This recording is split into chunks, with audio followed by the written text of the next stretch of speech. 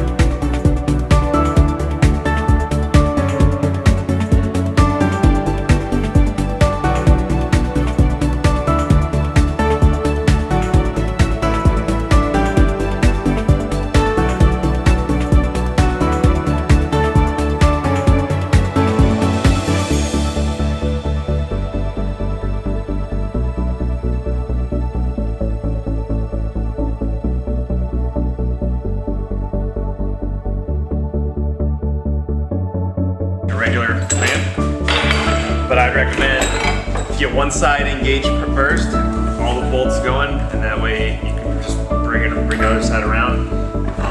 You obviously can't have the handle. Right.